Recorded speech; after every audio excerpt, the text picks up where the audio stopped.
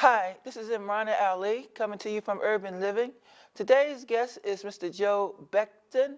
He is a neighborhood historian and owner of BECTON Tours. Today he's going to share a wealth of information about the Underground Railroad. Mr. BECTON? Thank you. Thank you. Celebrate. All right. Celebrate. Yes, yes, yes. Celebrate. That's right. It's time to celebrate Black History. It's February again, and we're here to tell more of our stories. What's most important, of course, is that we tell our stories. When other people tell our stories, they distort it. They get it confused. For instance, today we're going to talk about the Underground Railroad. So where do you think the Underground Railroad starts? What do you think the Underground Railroad is? I think so many people misunderstand. So where does the Underground Railroad start? Starts in Africa. Involved with wars with different tribes and different groups fighting each other, and they sell their enemies into slavery. So we get on the ships, and then what happens when we get on the ships? We start fighting. And that's the essence of the Underground Railroad. You say you never heard of that. You never heard of the Creole, the ship the Creole? They never heard of the antelope? The antelope? You never heard of the antelope? Come on, I know you heard of the Amistad. Oh, I thought you probably heard of that. That was in the movies. Sometimes we have to get our history from the books and not from the movies. But we'll talk more about that anyway. Now, the Amistad, you remember there was a young man there named Sin Q. And Sin Q figured out a way to get all the machetes. See, on this particular ship, they had about 50 enslaved people and numerous machetes they were going to sell in America. Sin Q managed to get the machete box open, pass the machetes out, and they killed all the sailors except 2. Now, Sin Q, by the way, he's a young man. He's only like a teenager. And they done killed all the people who know how to sail the ship. And she take us back to Africa. So you know where they took them? Long Island. They took them to New York. See, well, they were young. I guess you didn't really know where they were going. Well, who would know? You were in the ocean, right? So nonetheless, they end up in New York and quite naturally in jail. But they ended up with a very special lawyer. Right? Now, this is the 1830s. Don't think that this is the beginning of slavery. This is in the middle of slavery, 1830s, right? And the guy's name, he was at once a president of the United States, John Quincy Adams. And he took on being their lawyer. And he argued their case and won them their freedom, the Amistad victims. Now, what does that have to do with Philadelphia? What does that have to do with you? Everything. Number one, they paid for the trial by the people who lived in Philadelphia, named the Purvises. That's right. Robert Purvis and his brother, you know them, the Purvis brothers, yeah. You remember them? Their son was a doctor. You don't remember.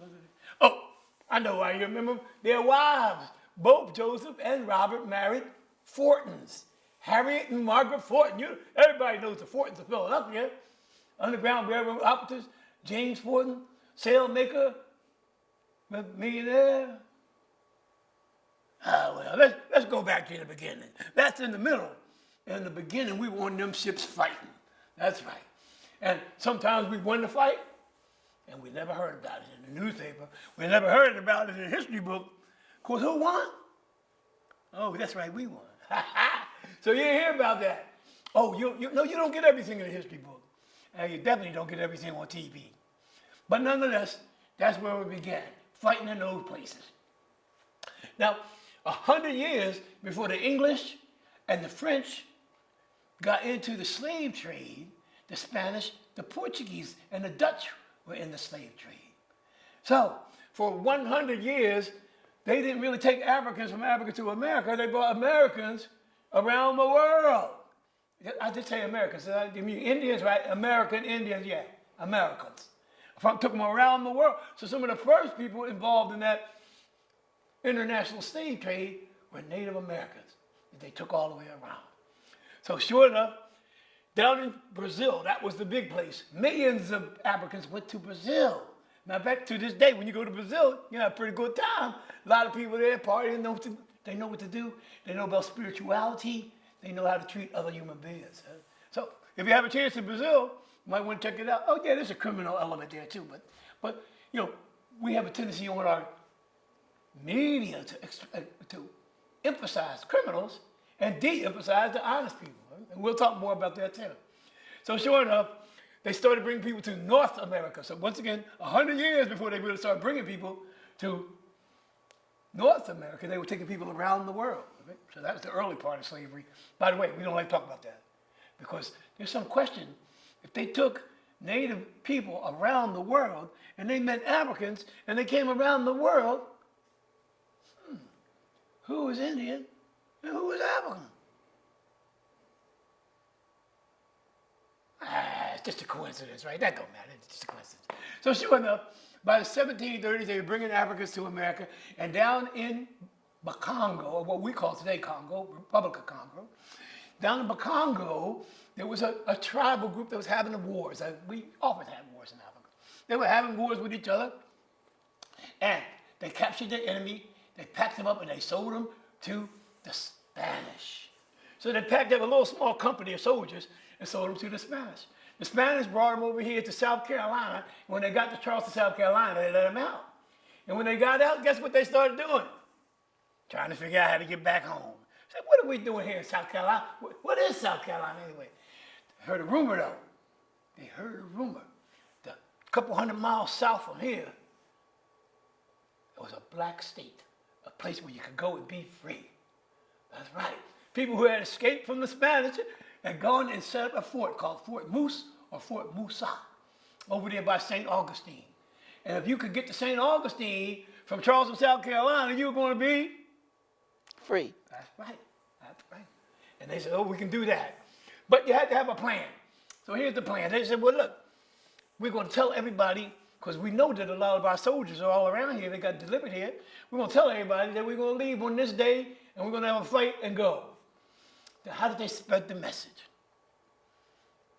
Music. Music was how they spread the message.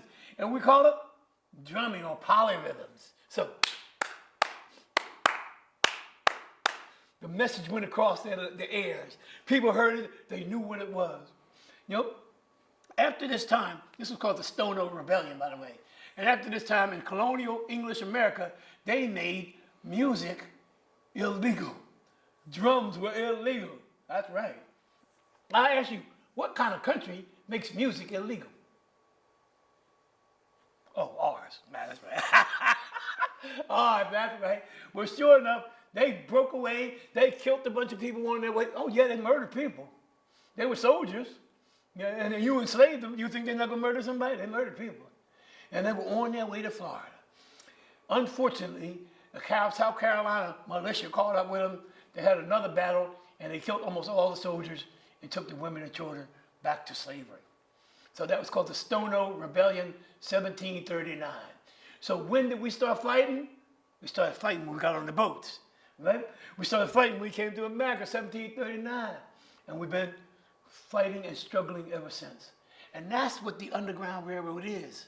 It's our struggle against slavery.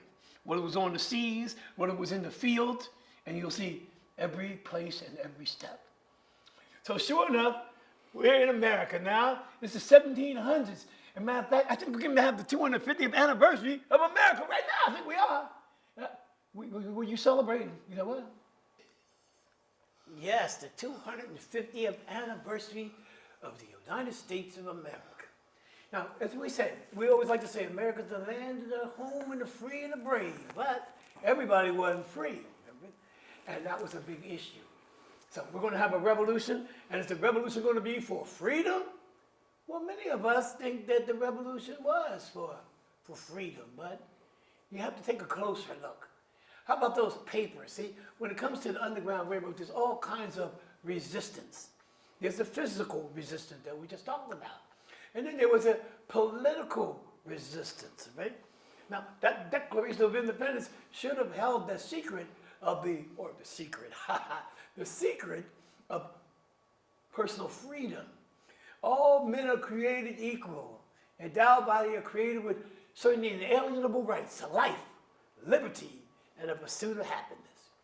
Now, you know the part that I like the most? The pursuit of happiness part, see? Because I like to pursue my happiness, as we all do. But the question is, how can you pursue your happiness when somebody thinks they own you? A disconnect. It can't happen, man. So sure enough, in that Declaration of Independence, we're looking high and low for those words of freedom, and we don't find it. The word freedom is not in the Declaration. As a matter of fact, as you get that Declaration, there's 21 reasons why we as Americans want to separate from the king. And way down toward the middle, it says that the king had encouraged domestic insurrection. Now, my father was a history teacher too, so I was like, all my life, domestic insurrection, I wonder what that is. I wonder who were the domestic workers. And when the domestic workers rebelled, they called it an insurrection. So in the Declaration of Independence, not only does it not talk about freedom, it talks about continuous slavery, and it's all part of that Declaration of Independence. So you might remember that one of the people who escaped from slavery was a fellow named Frederick Douglass. Yes. And Frederick Douglass said, "What does the 4th of July mean to the slave?" And he went on for 2.5 hours about it. I'm not going to do that to you. But he went on for 2.5 hours about that. You know, what does the 4th of July mean to the slave? And the answer could be in 1 second. Little to nothing. So that Declaration of Independence didn't have hardly nothing to do with us being freed, right?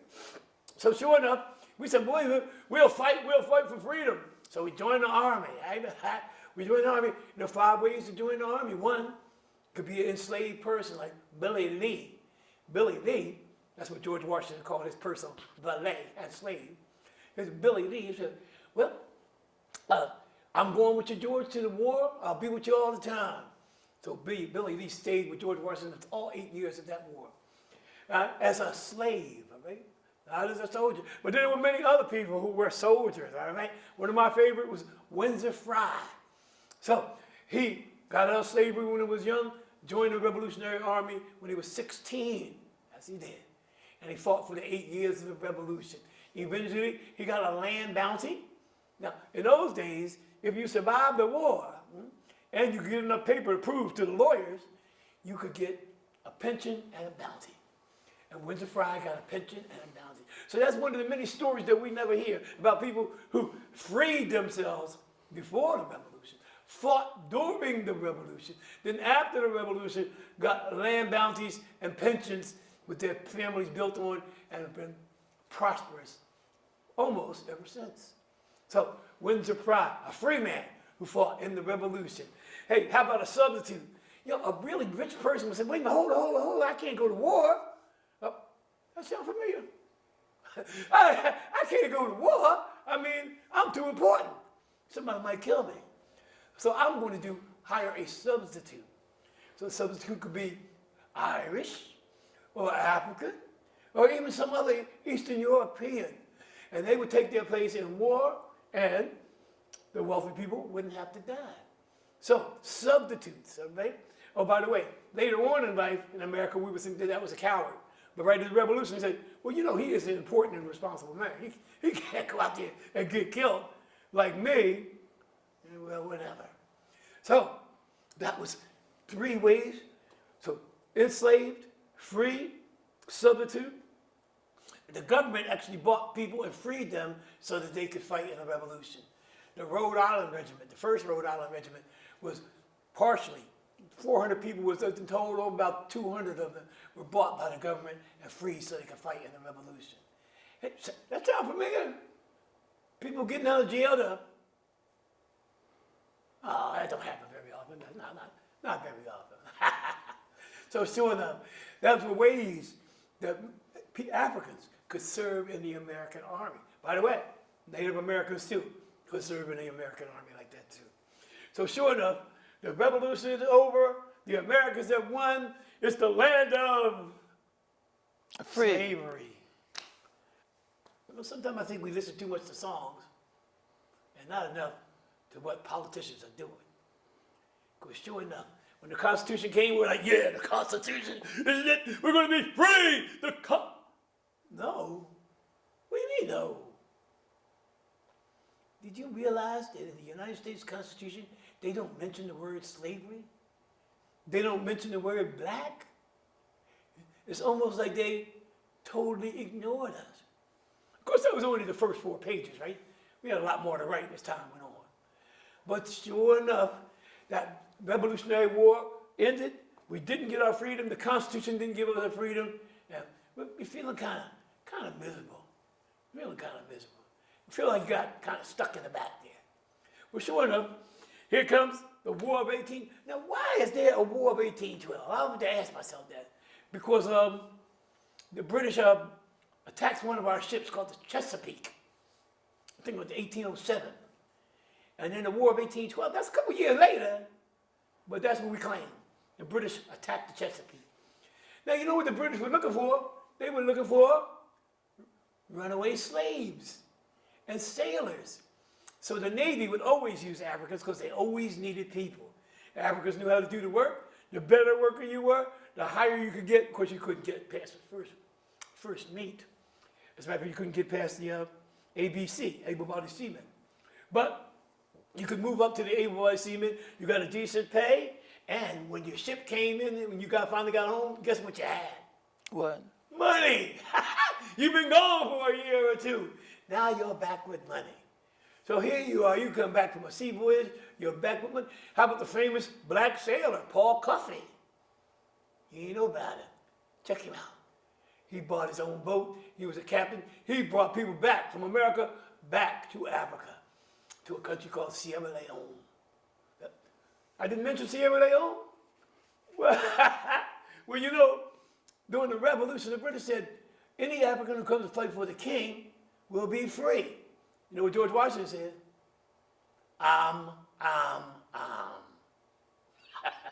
So you know what happened. 5,000 Africans fought for the Americans. 20,000 Africans left with the British. Now, you know the truth of the matter.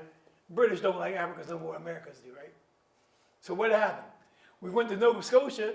We didn't like Nova Scotia. Too cold. Cold in Nova Scotia. A lot of rocks on the ground. You know, hard to grow corn. So what we said, we were moving out of there. We were going to move to London. The capital of the world. London. And when we get to London, guess what happened? The British said, who told them to come here? What are they doing? Where are they going to live? Where are they going to work? Who are they going to marry? Oh, no. Not here, not in London. So the British created a special homeland for the Africans who had escaped from slavery, fought against the Americans. They made them a special homeland in Africa. Some of you are already yelling the name. I hear you all across the TV yelling the name. Sierra Leone. And what was the name of the capital? That's right, Freetown. So by 1790, some Africans who had fought against George Washington had moved to London and moved back to Africa. That's one of the many stories of our Underground Railroad and our struggle against slavery. And how often do you hear somebody say that? Hardly ever. You don't. Why? Because some people, the story makes heroes, and some people, the story makes Angry. angry. I like that. I was going to say zeros, but angry.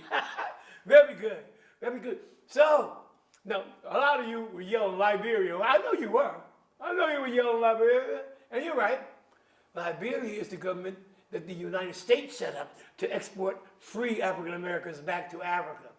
But Sierra Leone, 1790, Liberia, 1820s. So there's a difference in there. And of course, in that difference, we're constantly fighting. The War of 1812 came. The British were like, well, we're fighting Napoleon, and we'll worry about y'all later. The Americans invaded Canada. Hey, buddy, you know, by the way, do you know that we invaded Canada 2 times? I know, we don't talk about that either. You know why? We lost. In 1776, we invaded Quebec, and the Quebecs beat us by themselves. In 1812 and 1813, we invaded Canada, and the Canadians beat us. So when we're looking at our history, sometimes we have to take a special look, because people have turned the story. You know what some people call it today? The narrative. You know, what they should call it is the interpretation, the narrative. But nonetheless, when you hear that word narrative, open up your ears, start listening to what they're saying, because probably some of it is extremely biased. So, the British got mad when the Americans attacked them twice. They came back after they beat Napoleon, and what did they do? They freed as many Africans as they could around Washington, D.C. They gave them guns and red coats and nice hats, and guess what they did? Fought against the United States. Fought against the United States and burned the Capitol. Remember that? 1812, 1814, Washington, D.C. on fire? How come we don't hear about that? Oh, we do. We do. Now, there was 1815, after the whole war was over, then they started talking about Andrew Jackson. You remember that? Yeah, you remember the song about it. I remember. Sure enough, the War of 1812. Well, what are you going to do with all these Africans this time? Well, what they did was they moved some of the Africans back out to Canada. They moved some of the Africans down to Trinidad. In Trinidad, there's actually a street called Troop Street, A Troop Street. And that's where many of the Americans, as the Trinidadians call us, where the Americans live to this day. And the people in that section of South Trinidad still call themselves Americans. So, another way that we escaped in war, in battle, individually, one person at a time, you know the names. So, they would get away. How? They didn't care what was necessary to go. So, one of our most famous heroines from that era is a woman named Aunt Harriet. We tend to call her Harriet Tubman Davis. Aunt Harriet, she was enslaved, and she knew she couldn't stand it. She had to get out. Yep. So she told her husband, Mr. Tubman, I'm going to escape. I'm going to freedom. Shut up, girl. You ain't going to freedom. He said, you my wife. You shut up. You stay right there. She said, well, no, you're free. I'm not. He said, that's all right. You stay right there. Well, guess what she did? She dumped him. Well, I'm sorry.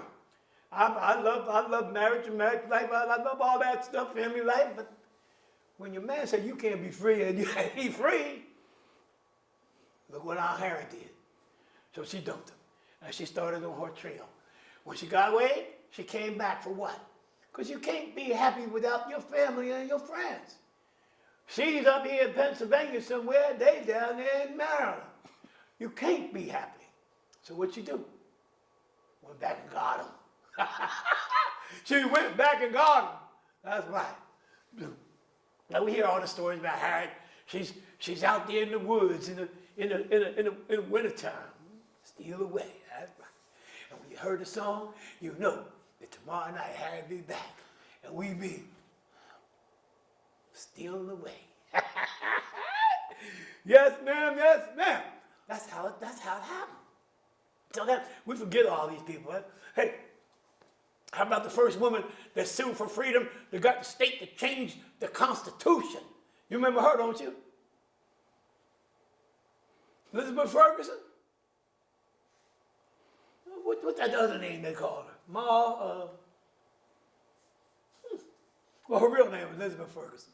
And she lived in Massachusetts, Ma Bet. That was her nickname, Mom Bet. And she lived up in Massachusetts, and Massachusetts Constitution said, all men are born equally free. So she had one of the congressmen go with her, he was his lawyer, went with her, and they sued the state of Massachusetts. They won the lawsuit, and the state of Massachusetts was the first state to make slavery completely illegal. In the United States, that is, of course, completely illegal. Of course, Mom Bet, 1784.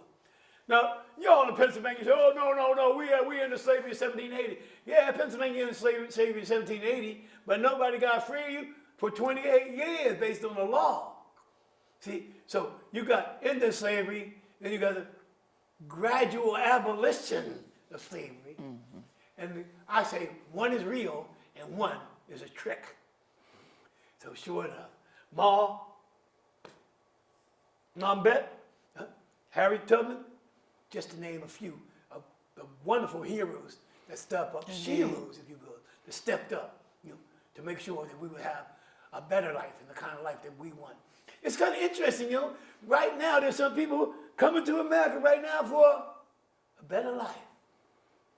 Home, education, safety, Now, they may be misguided.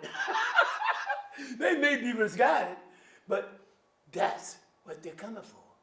And that's just exactly what our ancestors left the slave South to the North, to places like Trinidad. Anybody remember the first country in the New World to end slavery? Anybody remember? No, nobody remember that. Know why I don't teach it in school? Because it's a black country, Haiti, in 1804. They say that he said the African who escaped from America and puts his foot on the soil of Haiti will be absolutely free. Haiti. And you know what they call us? They call us in Haiti today. You know what they call us now? Covering up the story and hiding it in lies once again. So Haiti was the first country in the New World to end slavery. Anybody remember the second one? No. Mexico, 1822. You remember them cowboy movies you used to watch? Everybody riding, we're going to Mexico. We thought they were criminals. No, they were freedom seekers. They were going to the land of freedom. 1822, Mexico ended slavery. Anybody want to guess what the third one was? I know. The third one was England. England had colonies in America. So the Queen Victoria said, I don't like slavery. And she decided to end slavery in all the British colonies and territories. So that was Queen Victoria, the teenage queen. 18. Now, right here in Philadelphia, at that time, say 1830s, we had a very famous musician here, Francis Johnson. And he led his own band, marching band, concert bands, wrote music. I call him the Michael Jackson of the 1830s. And he went to England. And he went to England to meet Queen Victoria. Now, in those days, if you were a musician or artist, you had to have a patron. So, like the famous black poetess, Phyllis Wheatley. She had to write a poem about George Washington. Why? That's how you got paid. You write a song about somebody rich. You write a poem about somebody rich. You write a song about the Queen. You write a book about the Queen. The Queen loves you, and then she gives you money. So he went to England with his band, William Alpo, John Baptiste, Alpo, Baptiste, and Anderson. Those four guys went to England. 1838. Now, just remember, even Victoria wasn't all that nice. You ever hear of the potato famine, the Irish potato famine? Mm-hmm. So Victoria said, well, y'all ain't got no potatoes, that's okay. You can come over here and eat some rice, become Episcopalian, and you'll be all right. Well, you know what the Irish said? They'd rather die. So even though I always bragged about Queen Victoria, she was far from perfect. But I guess that happens when you get to be kind of rich like that. Well, sure enough, right back here in town, a young man from the Still family moved to Philadelphia. His name was William Still. He had a brother. His name was James Still. James Still became a doctor, herbalist. You know, they don't like you if you say you're a doctor, you're going to go to jail for practicing medicine. Medicine makes people better, but you go to jail for practicing medicine. It's just a coincidence. I know. That don't matter. But nonetheless, William Still came to Philadelphia because in Philadelphia they had everything going. Everything. They were building factories. You had jobs. It was a place to go. So he came to Philadelphia. By the way, he's from New Jersey, right? Oh, did I tell you that New Jersey was more progressive than Pennsylvania was in those days? Yeah. In 1776, New Jersey said women and Africans could vote. Okay. Oh, yeah. I got a gospel song that I wrote. That they know. Hi, this is IMRANA Ali coming to you from Urban Living, and that was Mr. Joe BECTON with a fabulous presentation regarding the Underground Railroad. And I'd like to thank you, Mr. BECTON. Thank you for having me. It's wonderful, and I just want to remind everybody, celebrate Black history. It's not a story of defeat. It's a story of victory. how we broke through every barrier. Schools, education, churches, government, wars. We broke through every barrier to be here where we are now. And we'll break more barriers to continue into the future. So, in a phrase, our story, the story of Africans in America, is the story of freedom. We define freedom as we fought for everything that we ever received. So remember that. It's not a story of defeat, but in fact, a story of victory.